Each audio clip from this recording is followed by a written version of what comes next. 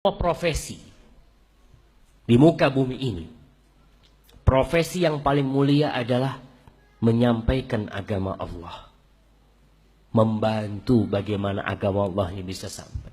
Allah Jalla Jalaluh berfirman di dalam surat Fussilat ayat 33, "Wa man ahsanu qawlan mimman da'a ila Allah wa 'amila salihan wa qala innani minal muslimin." Adakah orang yang lebih baik ucapannya daripada orang yang mengajak da'a ilallah? Ingat, da'a ilallah. Da'a itu berdakwah kepada Allah. Orang yang paling baik adalah orang yang mengajak kepada Allah, bukan mengajak kepada diri sendiri. Bukan mengajak kepada kelompok, bukan mengajak kepada ormas, bukan mengajak kepada yayasan. Tidak. Da'a ilallah, mengajak kepada Allah. Siapapun orangnya, kemanapun dia berdakwah kepada Allah. Ente mau ikut ana, nggak ikut ana, nggak ada urusan. Ana cuma mengajakmu ikut Allah. Nabi kita Muhammad sallallahu alaihi wasallam, Allah mengatakan, "Ud'u ila sabili rabbik." Muhammad alaihi salatu wassalam, berdakwahlah, ajaklah orang-orang ke jalan Tuhanmu, ke jalan Rabbmu. Qul hadhihi sabili ad'u ila Allah ala basirah. Katakan Muhammad, ini jalanku, aku mengajak ilallah, kepada Allah, ala basirah, di atas ilmu dan amal soleh. Ana wa manittaba'ani, aku bersama orang-orang yang mengikuti aku. Jadi orang yang mengikuti Nabi SAW, dakwahnya itu ilallah. Bukan dakwahnya untuk cari fulus, untuk cari popularitas. Kenapa ente belajar? Enak jadi ustadz tuh. Apa enaknya? Kemana-mana dijemput, kasih makan. Bukan ilallah itu dakwahnya. Dakwahnya untuk kenikmatan dunia. Apa bedanya engkau dengan orang-orang yang mencari dunia? Beda banget. Dosanya lebih besar. Karena dia menjadikan agama tunggangan mencari dunia. Tapi seorang mukmin, dakwah dia ilallah. Wa amila salihan, dan dia beramal soleh. Ini juga penting ketika seorang mau berdakwah, paling tidak dia harus beramal soleh. Tapi Ustaz, gimana Ustaz? Ana ini belum beramal soleh. Maksudnya, ana belum sholat malam. Boleh nggak ngajak orang sholat malam? Boleh nggak jamaah? Belum sholat malam, ngajak orang sholat malam? Boleh nggak? Boleh. Boleh jamaah. Dia ngajak, tapi dalam hatinya dia ingin sholat malam. Kadangkala ada orang-orang di muka bumi ini yang bisa sholat malam, tapi nggak bisa puasa sunnah. Ada. Jadi kita ngelihat nih, punya sohib nih ya, kita lihat dia sukanya begadang. Kita sukanya tidur habis isya. Kita ngomong, ente kan susah sholat malam, susah tidur malam tuh. Usahakanlah ente itu sholat malam, pahalanya sholat malam dia jelasin ya. Seakan-akan dia orang yang sholat malam gitu, padahal dia nggak sholat malam gitu. Jelasin gitu. Nggak apa-apa, tapi niatnya dia ingin mengamalkan, bukan membohongin orang. Ada orang yang nyuruh orang berbuat baik, tapi dia sendiri tidak ingin mengamalkan. Dia sekedar sebagai khatib Dimashq. Ada cerita tuh. Ada cerita namanya khatib Dimashq, penceramah Damaskus. Oh, ini orang ini ceramah khutbah Jumat. Biasanya tuh rumahnya khatib sama imam tuh di sebelahnya masjid. Rumahnya di sebelahnya tuh. Habis sholat Jumat, si suami ini biasanya makan makanan yang enak ya, prasmanan lah, semuanya ada. Tahu-tahu si istri dengar suaminya ceramah Jumat, menyuruh orang bersedekah, menyuruh orang berbuat zuhud, agar tidak duniawi, agar mencari dunia untuk akhirat ya. Lan tanalul birra hatta tunfiqu mimma tuhibbun. Kau tidak akan mencapai tingkat kebaikan sampai menginfakkan yang kau cintai. Istrinya dengar di rumah. Masya Allah, katanya, kayaknya suamiku berubah ini, kata dia. Tuh makanannya dia sedekahkan jemaah ke tetangga-tetangganya. Selesai khutbah Jumat, pulang ke rumah. Hei, yo, mana makan siang? Makan siang apaan? Kata dia. Ana sudah sedekahkan sama tetangga. Ana pikir ente udah berubah, kata dia. Kata suaminya, ana tuh ceramah buat orang-orang Damaskus, bukan buat ente, kata dia. Subhanallah. Yang seperti ini berbahaya. Itu yang kelak akan diazab oleh Allah Jalla Jalla ketika menyuruh orang berbuat baik. Atamuruna nas bil birri wa tansawna anfusakum. Kau menyuruh orang berbuat baik, kau lupa dengan dirimu sendiri. Itu yang berbahaya. Tapi kalau kita nyuruh orang sholat malam, kita tahu pahala sholat malam. Tapi sebagian orang nggak bisa, jamaah. Berat dia ya. Karena mungkin dia pulang kerja, kecapean. Tapi ada orang yang kerjanya santai. Sampaikan. Tapi syaratnya ingat, orang yang mengajak kepada Allah wa amila sholihan, dia beramal soleh. Dia harus mengamalkan apa yang dia dakwakan semampu dia.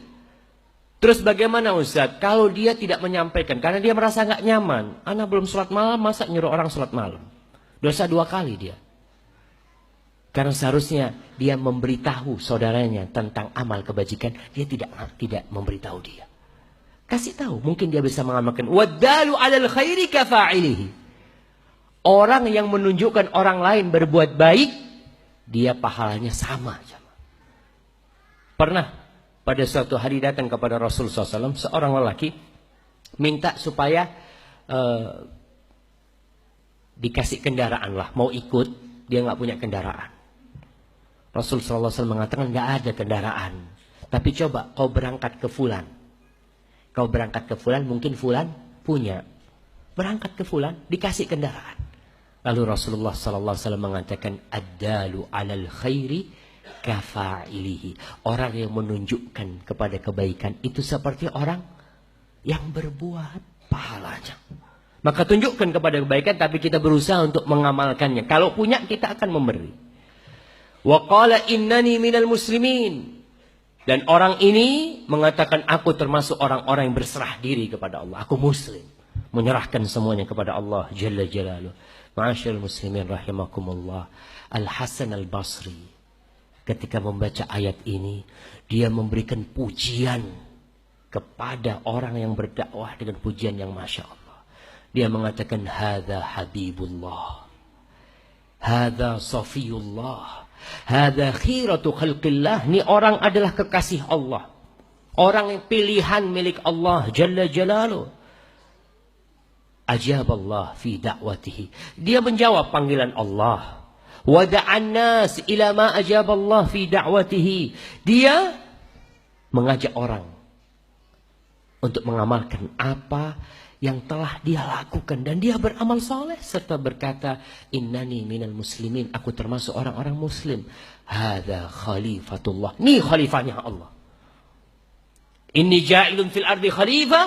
Orang yang seperti ini khalifatullah, yang dia mengajak kepada Allah, menyampaikan agama Allah. Para jamaah, tatkala kita mati, ada 3 hal yang akan menemani kita di kuburan, yang akan terus pahalanya mengalir tatkala kita mati. Yang pertama, sedekah jariyah. Yang kedua, ilmu yang bermanfaat. Antum sampaikan. Antum udah mati terus tuh pahalanya ngalir sama kita. Yang ketiga, anak soleh yang mendoakan kedua orang tuanya. Abu Bakar Siddiq radhiyallahu ta'ala anhu, ketika dia masuk Islam, apakah Islamnya Abu Bakar hanya untuk dirinya? Tidak. Langsung Abu Bakar menyampaikan Islam itu. Bahkan ada 5 sahabat yang masuk Islam lewat Abu Bakar As-Siddiq. Siapa saja mereka? Anak kasih hadiah. 5 sahabat yang sholatnya, yang rukuknya, yang zakatnya, yang puasanya terus ada di timbangannya Abu Bakar As-Siddiq. Karena Abu Bakar yang ngajak mereka kepada Allah. Siapa tuh 5 sahabat? Semuanya dijamin masuk surga. Mana yang mau angkat tangan? Angkat tangan yang jawab. Utsman bin Affan. Terus 1, ya Allah, nggak apa-apa lah, kasih hadiah. Yang kedua, angkat tangan yang mau jawab. 6. Sa'ad bin Abi Waqqas. Terus Bilal bin Rabah. Oke, nggak apa-apa. Udah nggak apa, kasih hadiahnya tuh. Antum mau jawab juga? Abdurrahman bin Auf. Betul. Terus? Nggak apa-apa satu. Kasih hadiah. Mungkin banyak hadiahnya di sini. Siapa? Zubair bin Awam. Masya Allah. Kirim sana belakang tuh. Pinjam Zubair bin Awam. Siapa lagi jamaah? Masya Allah. Siapa yang jawab Talha? Kasih itu sana tuh yang jawab Talha. Talha bin Ubaidillah. Tuh 6 nih jadinya sama Bilal bin Rabah ya. Tuh pahalanya ada di mana? Abu Bakar Siddiq. La yahdiyallahu bika rajulan wahidan khairun laka min humrin na'am. Orang dapat hidayah lewat engkau. Allah membuat hidayah kepada fulan gara-gara engkau yang nyampaikan, engkau yang mengatakan, engkau yang membawa dia ke masjid. Para jamaah sekarang ini yang penting jamaah tuh bawa ke masjid aja. Ada banyak saudara-saudara kita nggak pernah ikut kajian, ngomong aja, sudahlah, inti ke masjid dulu lah, dengerin lah. Insya Allah di masjid dapat hidayah. Kita bawa ke masjid. Lalu besoknya dia dengar ustadznya menyampaikan tentang sholat berjamaah, tentang sholat subuh berjamaah. Dia sadar, ya Allah ya. Besok dia ke masjid. Siapa yang dapat pahala? Yang ngajak sama ustadznya dapat juga. Itu jangan ngajak doang. Insya Allah kalau ustadznya ikhlas lillahi ta'ala dapat juga. Yang ngajak dapat, bagi-bagi pahala kita jemaah. Bagi-bagi pahala. Itu lebih baik orang dapat hidayah lewat kita. Itu lebih baik daripada kita dapat hadiah. Humrun na'am. Humrun na'am tuh apa? Onta merah. Dulu kendaraan paling mahal di Arab sana adalah onta merah. Sekarang nih, makanya kalau kita lihat mobil-mobil yang mewah tuh yang merah-merah gitu kan, seneng banget tuh. Itu lebih baik. Kita kadang-kala ditanya, ente lebih baik mana? Dikasih mobil apa? Mobil Ferrari lah. Ama fulan dapat hidayah lewat engkau. Antum lebih senang mana? Hah? Bener. Insya Allah nggak kelihatan mobil merahnya dia siapa. Kadang-kala kita ini lebih mikir milih dunia daripada akhirat. Jemaah, subhanallah. Dia mengatakan iya. Sekarang ini Ustaz, nanti anda cari dakwah yang lain aja lah. Seperti itu. Enggak, ingat kita harus lihat bahwasanya mobil merah tuh bakal ditinggal. Kita mati bakal rebutan anak-anak kita. Tapi kalau tuh orang yang dapat hidayah lewat kita, kita mati, datang tuh amalannya terus. Dia sholat, dia ruku, dia sujud. Kita insya Allah akan mendapatkan pahala itu. Para